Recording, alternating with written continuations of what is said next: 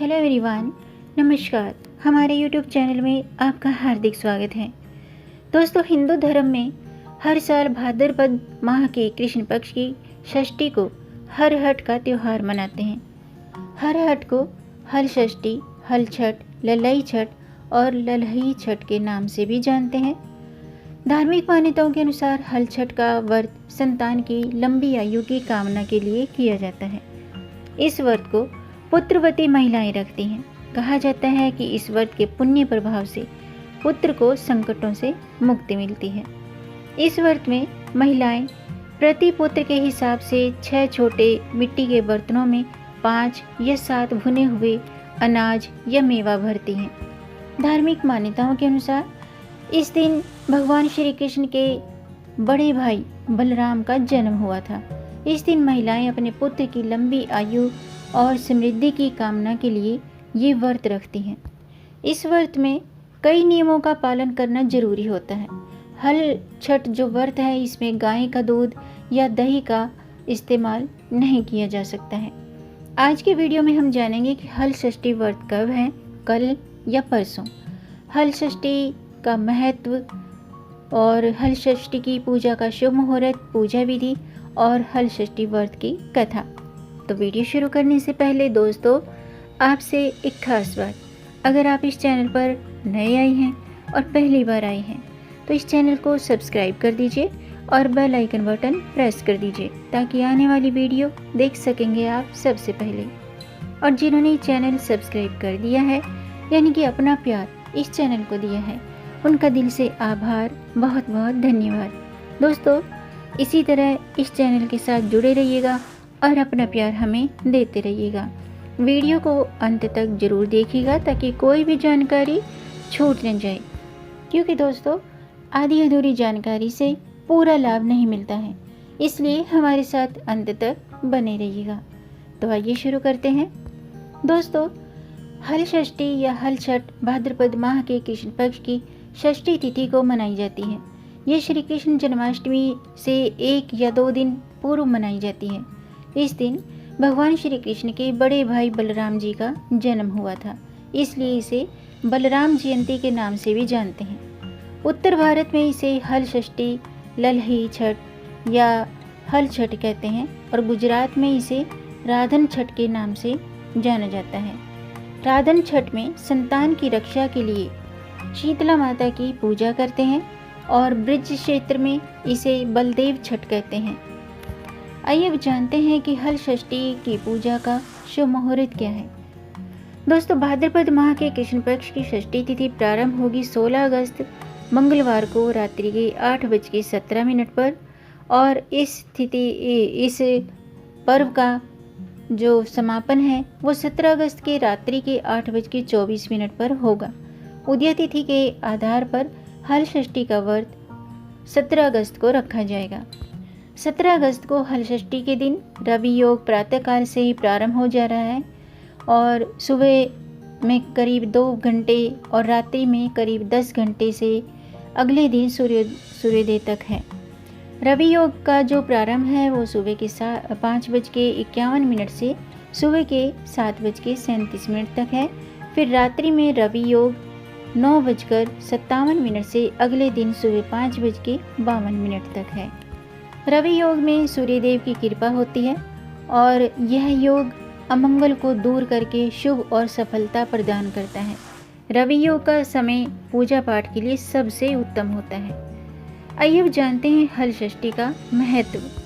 दोस्तों, हल षष्ठी का जो व्रत है वो संतान की लंबी आयु और सुखी जीवन के लिए माताएं इस व्रत को रखती हैं। इस व्रत को करने से बलराम जी यानी कि शेषनाग जी का आशीर्वाद प्राप्त होता है। बलराम जी को बलदेव, बलभद्र और हल युद्ध के नाम से भी जानते हैं। आइए अब जानते हैं हल षष्ठी की पूजा विधि। इस दिन प्रातःकाल स्नान आदि से निवृत्त होकर हल षष्ठी व्रत और पूजा का संकल्प लें।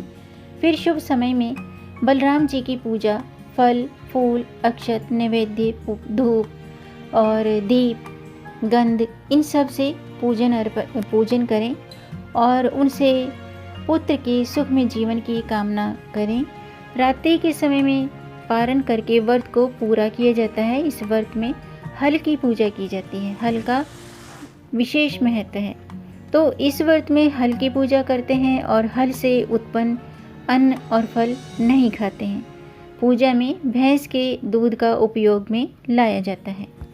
हल षष्ठी या फिर कहें ललही छठ, इस व्रत में महिलाएं सबसे पहले पवित्र मिट्टी की मदद से एक बेदी बनाकर उसमें पलाश, गूलर की टहनियों और कुश को मजबूती से लगाती हैं।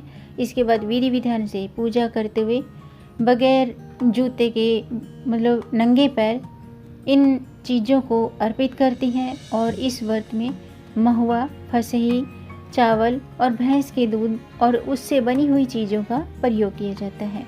यही महिलाएं इन्हीं चीज़ों के माध्यम से इस व्रत का पारण भी करती हैं। आइए अब जानते हैं हल षष्ठी व्रत के जरूरी नियम। दोस्तों, संतान की सुख और लंबी आयु के लिए रखे जाने वाले इस व्रत को रखते समय ना तो कोई अन्न खाया जाता है और न ही हल से जुता हुआ कोई अनाज या सब्जी, किसी भी चीज़ का प्रयोग नहीं किया जाता है। ऐसे में इस पावन व्रत में तालाब में पैदा होने वाले खाद्य पदार्थ अथवा बगैर जोते गए बल्कि जो हल होता है, हल के बगैर जोते गए पैदा होने वाली चीज़ों का प्रयोग किया जाता है। इसी प्रकार हल षष्ठी व्रत में विशेष रूप से भैंस के दूध और उससे भैंस के दूध से बनी हुई चीज़ों का प्रयोग किया होता है। अब मैं हल छठ व्रत की कथा शुरू करती हूँ, आप भी ध्यान से सुनिएगा। पौराणिक कथा के अनुसार एक ग्वालिन गर्भवती थी। उसका प्रसव काल नज़दीक था, लेकिन दूध दही खराब न हो जाए इसलिए उसको बेचने वो चल दी। कुछ दूर पहुंचने पर ही उसे प्रसव पीड़ा हुई और उसने झरबेरी की ओट में एक बच्चे को जन्म दिया। उस दिन हल षष्ठी थी। थोड़ी देर विश्राम करने के बाद वे बच्चे को वहीं पर छोड़कर दूध दही बेचने चली गई। गाय भैंस के मिश्रित दूध को केवल भैंस का दूध बनाकर उसने गांव वालों को ठग लिया था। इससे व्रत करने वालों का जो व्रत था वो भंग हो गया था। इस पाप के कारण झरबेरी के नीचे स्थित पड़े उसके बच्चे को किसान का हल लग गया था। दुखी किसान ने झरबेरी के कांटों से ही बच्चे के चिरे हुए पेट में टाँके लगाए और वे चला गया। ग्वालिन लौटी तो उसे अपने बच्चे की ऐसी दशा को देखकर उसे अपना पाप याद आ गया। उसने तत्काल प्रायश्चित किया और गांव में घूमकर अपनी ठगी की बात और उसके कारण खुद को मिली सज़ा के बारे में उसने सबको बताया। उसके सच बोलने पर सभी गांव की महिलाओं ने उसे क्षमा कर दिया और आशीर्वाद दिया। इस प्रकार से ग्वालिन जब लौटकर खेत के पास आई तो उसने देखा कि उसका मृत पुत्र खेल रहा है, यानी कि फिर से जीवित हो गया है। तो ये थी हल षष्ठी की व्रत कथा। इस दिन जो भी महिलाएं पूरे विधि विधान से पूजा करती हैं, व्रत रखती हैं, व्रत के नियमों का पालन करती हैं, तो उन्हें भगवान बलराम के आशीर्वाद से तेजस्वी संतान का सुख प्राप्त होता है। तो दोस्तों, आज का वीडियो मैं समाप्त करती हूँ। उम्मीद है आपको ये जानकारी पसंद आई होगी। अगर आपको ये जानकारी अच्छी लगी हो तो आप इसे लाइक कर सकते हैं और इस जानकारी को आगे बढ़ाकर अपनी फैमिली में, अपने फ्रेंड्स में ज़्यादा से ज़्यादा शेयर भी कर दीजिए ताकि औरों को भी इससे लाभ प्राप्त हो। और अगर आपका कोई प्रश्न है या कोई सुझाव है तो कमेंट बॉक्स में ज़रूर लिखिएगा। मेरे चैनल को सब्सक्राइब ज़रूर कीजिएगा ताकि आने वाली वीडियो देख सकेंगे आप सबसे पहले। वीडियो को अंत तक देखने के लिए दोस्तों आपका बहुत बहुत धन्यवाद। मिलेंगे नई जानकारी के साथ। तब तक आप खुश रहें, स्वस्थ रहें, अपना ख्याल रखें और अपनों का भी ख्याल रखिएगा। जय श्री हरि, हर हर महादेव।